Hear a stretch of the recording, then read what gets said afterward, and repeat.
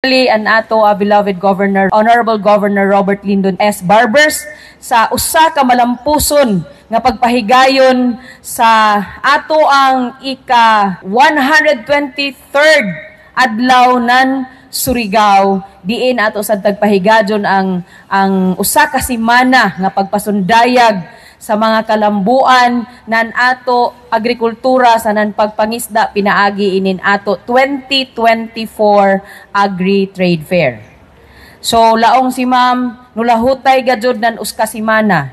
So next year dili na ni usa ka semana atong himuon duha. No? Kay para gajud ang ato mga ang ato paghago sa paghinang nan iton idyo gajud grabe gajud kagana na mga booths ato gajud mapahimuslan amo.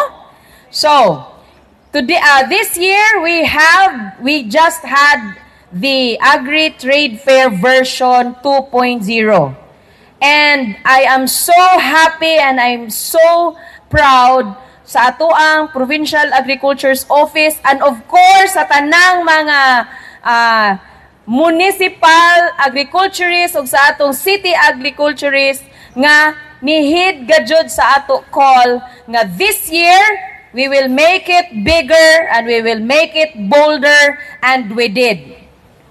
Amo? Agree or agree? So ato pakpakan ang ato tagsa-tagsa ka mga kaugalingon ug ato sad palakpakan ang ato mga mayor nga nagsuporta og ang ato mga sanggunian members, sangguniang bayan members nga nagpaludyo diin tagsuportahan ang tanang munisipyo nga nakigduyog sa ato ang selebrasyon sa trade fair nato.